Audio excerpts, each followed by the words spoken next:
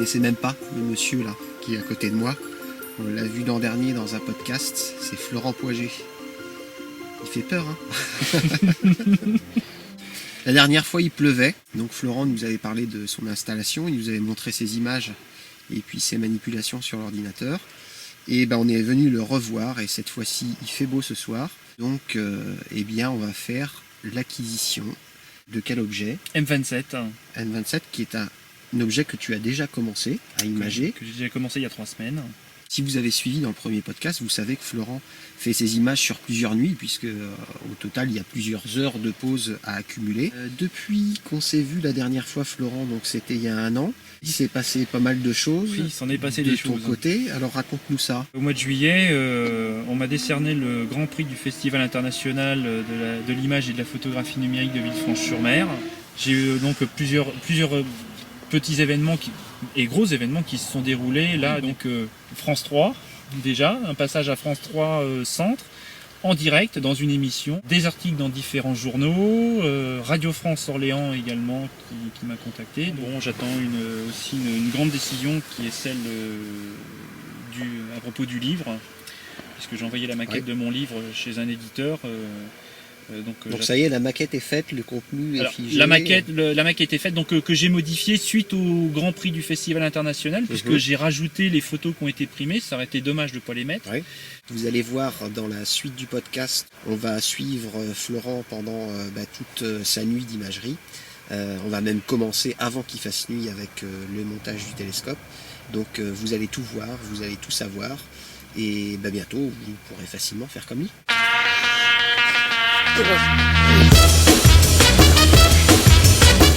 Donc, la première partie de la tête de la Titan. Donc, première partie qui fait quand même 16 kg. Alors, le viseur polaire qui se trouve ici. Donc là, le moteur avec le motoréducteur.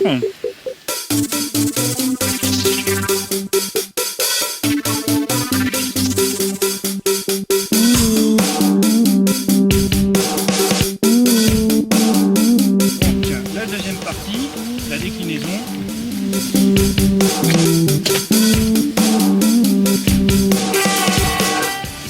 C'est tout simple à monter une Titan en fin de compte. L'ensemble représente à peu près 32 kg. Donc là après on va installer la barre de contrepoids avec les 2 contrepoids de 10 kg et le contrepoids de 6 kg.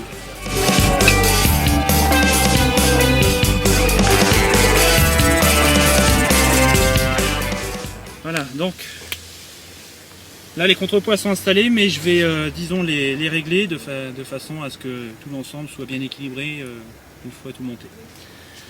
Donc pour ça je vais prendre mes références que j'ai rigoureusement notées dans un cahier.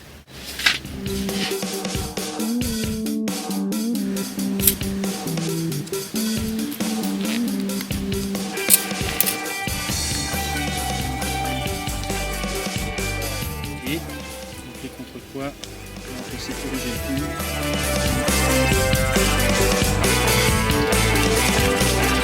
Ça c'est le pupitre de commande de la Titan où vient donc se mettre la raquette de commande qui est là.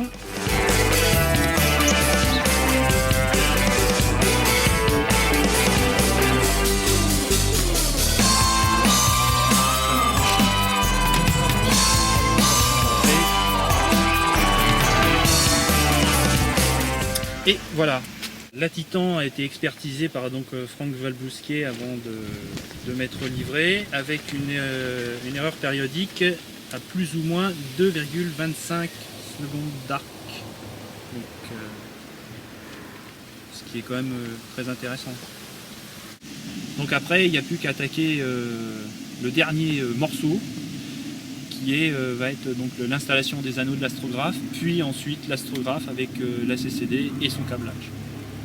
Mais avant d'installer le tube, tu vas faire une petite collimation. C'est juste une petite vérif pour voir que tout est ok, quoi.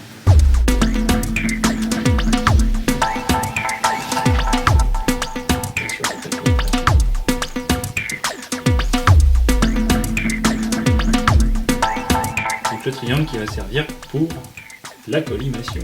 Donc l'astrographe fabriqué par Astrosystem Austria Donc 1 mètre de long, tube tout en carbone, diamètre 12 pouces, donc 305 mm de diamètre, focale 1104 mm pour un rapport FD de 3,62. La collimation du primaire, ça fait 1 an et demi que je ne l'ai pas retouché. Je la vérifie à chaque fois, bien sûr, avant chaque séance d'imagerie. Je vérifie donc les 2 miroirs et le miroir primaire n'a pas bougé depuis 1 an et demi. Malgré le transport, un peu, alors non seulement chez toi, mais tu l'emmènes aussi dans Quercy, ailleurs, dans ta voiture, et ça n'a pas bougé. Ça n'a pas bougé. J'utilise 2 accessoires, 2 outils pour faire la collimation. Ce qu'on appelle un side tube avec un Cheshire, donc avec un croisillon ici en sortie, qui sert essentiellement donc à vérifier la collimation du primaire. Pour voir si le primaire est bien réglé, il faut que le triangle soit circonscrit à l'intérieur du cercle argenté qui va se refléter. Et tu regardes par un tout petit trou qui est derrière. Un tout petit trou ici. D'autre part, le miroir secondaire, donc avec cette espèce d'accessoire, qui est ça ressemble un peu à un gros oculaire, qui est ce qu'on appelle l'autocollimator. Avec ici, à l'intérieur au fond, un espèce de miroir poli d'aluminium. Il va y avoir un effet de réflexion, donc grâce à ce petit miroir, du petit triangle qu'il y a sur le primaire. Quand on va regarder ici dans l'œilleton, on va voir donc le triangle du primaire. Si le secondaire est bien réglé, on verra que ce fameux triangle. S'il est mal réglé, on verra des images fantômes de ce fameux triangle.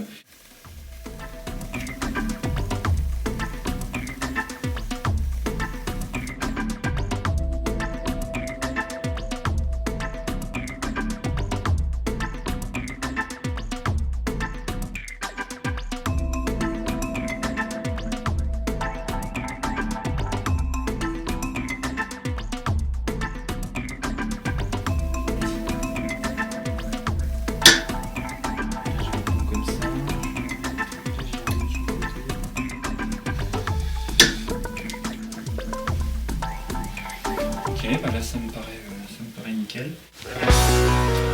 Alors, donc les anneaux de tube.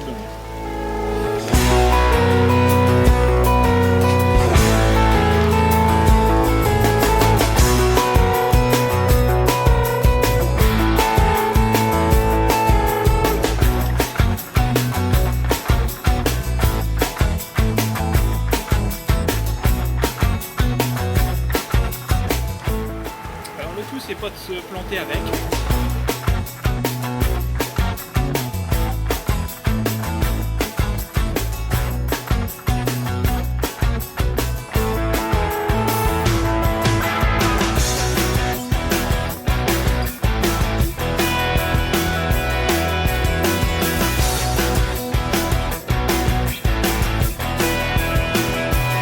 Donc, les petits triangles en scotch chalut que j'ai positionné sur le tube et sur les anneaux de tube qui me permettent de retrouver la fameuse configuration de la nuit précédente et puis pour toutes les nuits avec l'astrographe.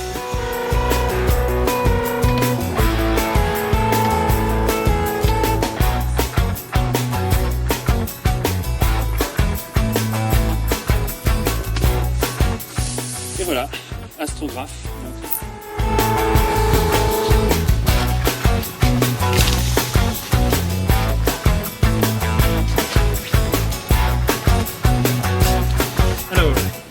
Donc la caméra CCD, donc une ST10 XME de chez SBig, donc la tourelle de filtre, et donc au bout le correcteur de champ de l'astrographe, donc on va mettre dans le Crayford. Et donc l'appareil, pour retrouver exactement le même angle de rotation de la caméra par rapport à l'astrographe, j'ai fait donc un petit repère ici et un petit repère ici sur le Crayford, et donc il ne me reste plus qu'à aligner les deux.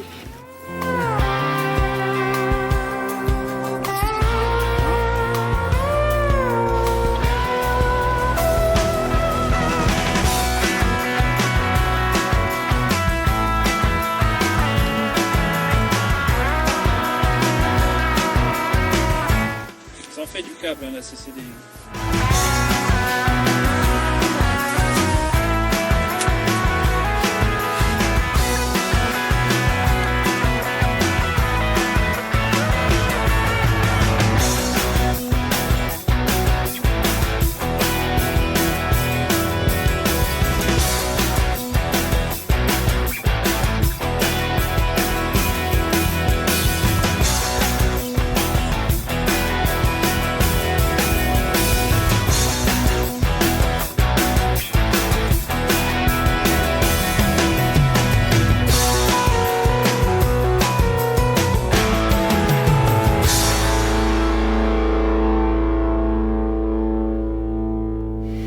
on va faire donc la mise en station. On fait un petit complémentaire de mise en station parce que tu sais, à chaque fois que tu démontes, bon, ça bouge un tout petit peu.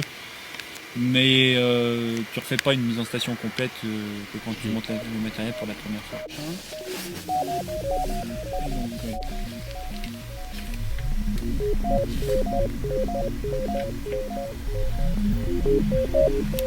Donc là je vais mettre donc, la polaire dans son emplacement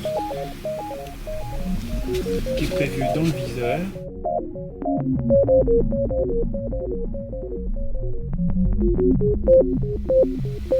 Donc là je devrais pas être trop mal.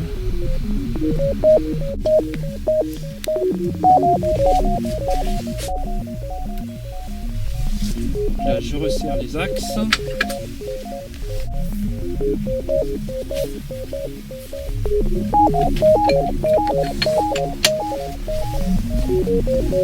Bon bah voilà, donc pare-but installé, mise en station faite. Et donc bah maintenant on va pouvoir allumer le Gemini. Brancher, c'est bon. C'est parti.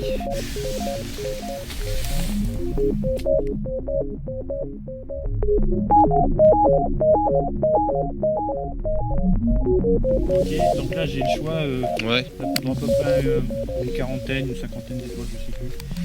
Donc là je vais choisir Vega. Donc là je regarde s'il n'y a rien qui bloque au niveau des câbles, etc.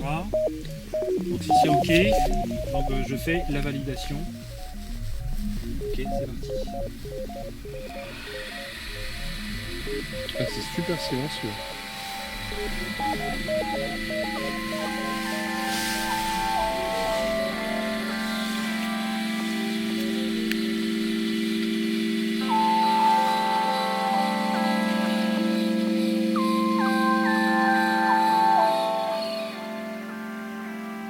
Voilà, donc là il a fini. Donc maintenant, on va passer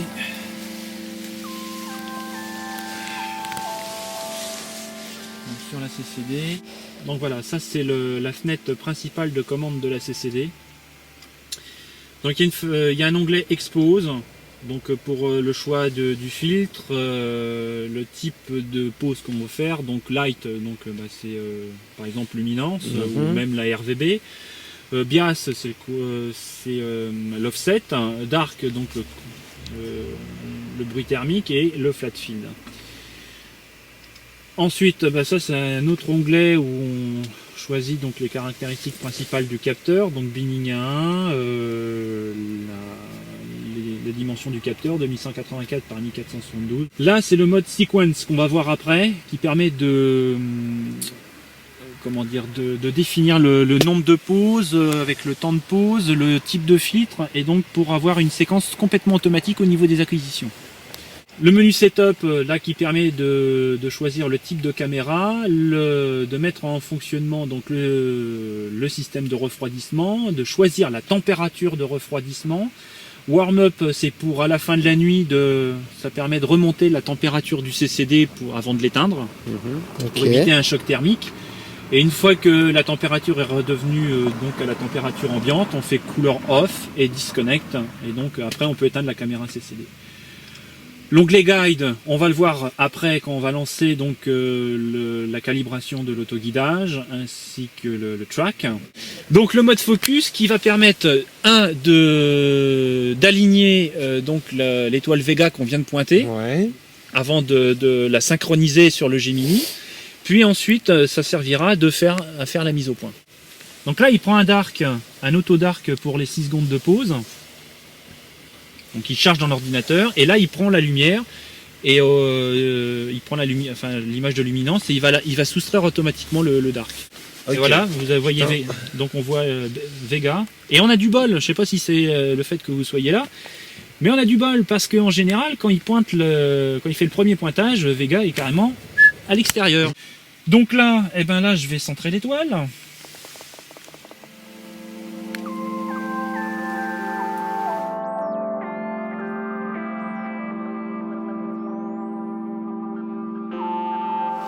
Bon, c'est vrai que sur une étoile comme ça bloom énormément, hein, bien sûr.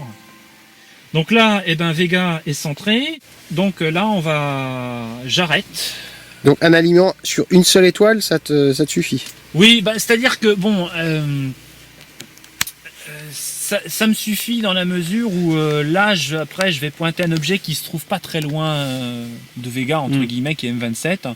Bon, ça aurait été un objet qui est carrément de l'autre côté du ciel. Il aurait fallu que je pointe quand même 1 ou 2 étoiles d'initialisation supplémentaires. L'astrographe, c'est un Newton à la base, donc avec un miroir secondaire soutenu par une araignée. Donc là, ce que l'on voit, donc il y a une bande verticale blanche, donc ça, il ne faut pas s'inquiéter, c'est ce qu'on appelle le blooming. Par contre, là, on voit la croix de l'araignée du secondaire, qui est dont chaque branche est dédoublée. Donc ça veut dire que là, la mise au point est pas bonne. Et donc on va s'approcher, on va affiner la mise au point. Et normalement, à la fin, on devra avoir 4 aigrettes bien fines. Donc en fait, ici, là, voilà. Ici, on voit que les aigrettes sont dédoublées, ici aussi, ici aussi. Donc la mise au point n'est pas bonne. Et quand c'est net, ici, il n'y en a plus qu'une. À chaque fois, il n'y en a plus qu'une seule. Les 4 aigrettes seront bien fines et non dédoublées.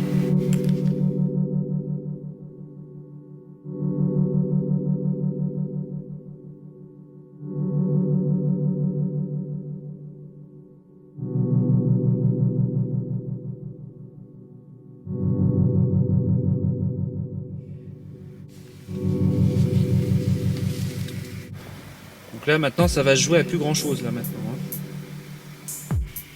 Ouais, comme ça, parfait. Bon là je crois que la mise au point est bonne.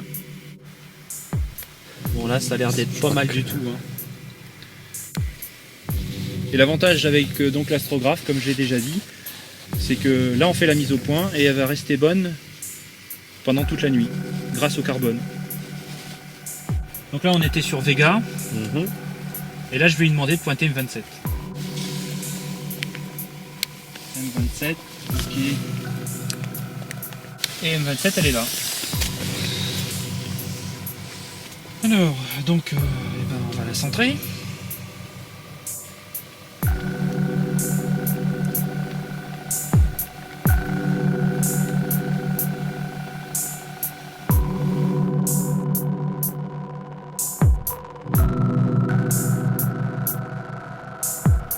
Et là je passe sur la fenêtre Guide et je vais exposer donc 3 secondes. Donc je fais Start. Et normalement il doit y avoir une belle étoile d'autoguidage. Allez, ici, la belle étoile d'autoguidage. Donc avant d'autoguider, il faut calibrer le système d'autoguidage. Donc apprendre au système à rectifier les erreurs. Donc je refais une petite pause de 3 secondes. Et là je vais sélectionner le bouton Calibrate. Et là je fais Start. Et là c'est parti, il calibre le système d'autoguidage. Donc vous allez voir un système de lignes perpendiculaires qui va se faire pour l'ascension droite et la déclinaison. Voilà.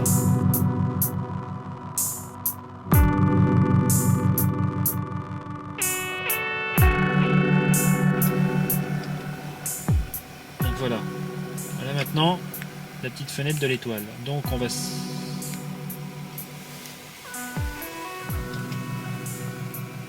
je vais mettre le tracking error graph.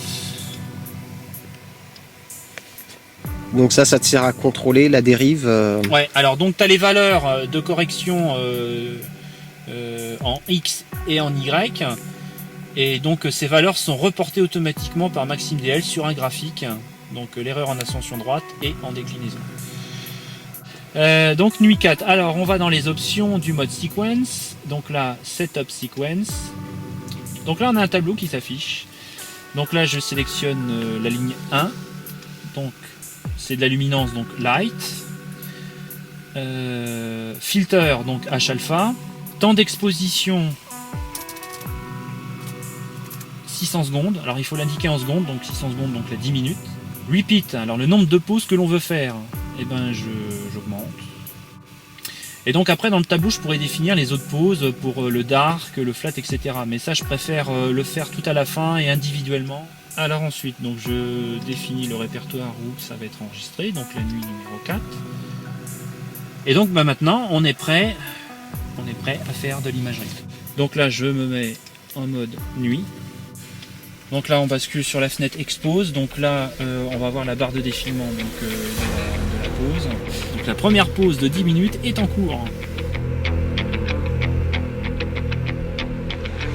Alors M27, alors on va...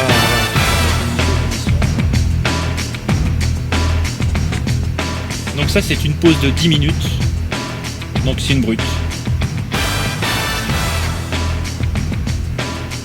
Donc avec un filtre Astrodone H-alpha de 6 nanomètres. Voilà, c'est la toute première pause qui vient d'apparaître sur l'écran.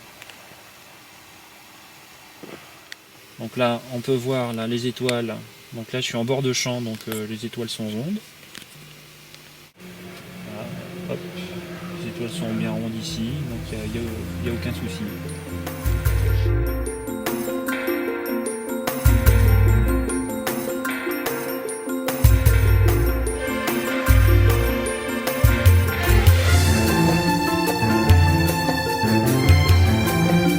Tu es parti pour faire moitié pause H-alpha, moitié pause oxygène 3 et RVB derrière. Et RVB derrière. Donc bon, là cette année, je pense pas que je pourrais finir M27. Là, toutes les images en H-alpha que j'aurais faites là, je vais les pré-traiter, je vais ensuite les assembler, voir ce que ça donne. Et puis bah, l'année prochaine, je reprendrai ce projet d'M27 où je l'ai arrêté, c'est-à-dire que recompléter un petit peu avec du H-alpha et engranger les pauses d'oxygène 3 avec la RVB derrière.